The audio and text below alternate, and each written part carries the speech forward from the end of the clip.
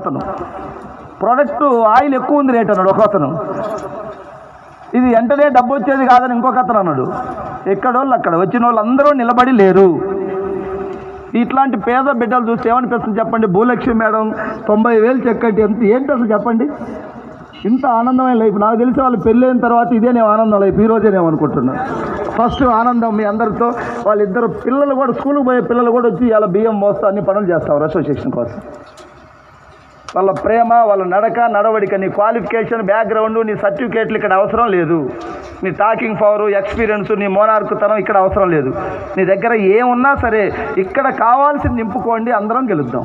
Bhulakshmi madam కోటీశ్వరాలు అవుతుందా కాదా? డెఫినెట్గా అవుతుంది. అవ్వకపోతే ఎంఎస్ఆర్ అనేవాడు ఉండడు. అయినా కూడా ప్రాణం ఊరుకోక బూట్ క్యాంప్ ముందు రోజే, అంటే ఇక్కడ నేను ఏర్పాట్లు జరుగుతూ ఉంటే చూస్తే ఆ నైట్ వచ్చింది అక్కడ ఇంట్లో ఉండలేక డాక్టర్ రెస్ట్ తీసుకోమన్నాడు. ఇప్పుడు గ్లాడ్ బ్లాడర్లో స్టోన్స్ ఉండటం వల్ల సర్జరీ చేయించుకున్నాడు, ప్రాబ్లం బాగా ఉందని. సో చాలా చిన్న స్థాయి నుంచి ప్రెస్టీజ్లో సక్సెస్ అయ్యాడు. వాస్తవంగా ఇప్పుడు నడవటానికి కూడా ఇబ్బందిగా ఉంది, కానీ ఇంటి దగ్గర ఉంటే ప్రాణం ఊరుకోక మరి మంచంలో ఉన్న వ్యక్తి లేచి వచ్చింది ఇక్కడ. సో ఈ అసోసియేషన్లో ఒక నీకు పరిచయం చేసుకోవచ్చు, చెప్పు నీ పరిచయం చేస్తాను. Good morning. Good morning. నేను ఒక 2 minutes మాట్లాడాలి అన్నా. ఈ 5,000 మంది నాకు ఒక క్లాప్ ఇవ్వండి.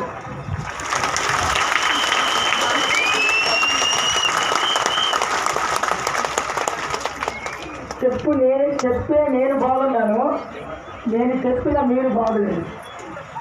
ఎందుకంటే నేను అన్నది బాగున్నది, మీరు అన్నది బాగున్నది అని అంటే మీ చేత అనిపించాలంటే నేను అడిగింది ఒక క్లాప్ మాత్రమే.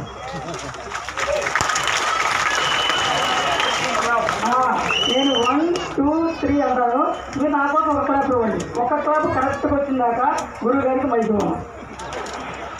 1, 2, 3. నేను అడిగింది ఒకటే అడిగా. एक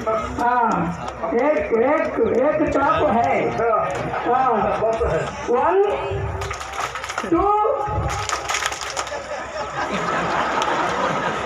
నేను ఆరోగ్యంగా ఉంటే అర్ధగంట సేపు నాన్న స్టార్టింగ్ నవ్వించగలను, కానీ నేను నవ్వితే నాకు చాలా డబ్బులు.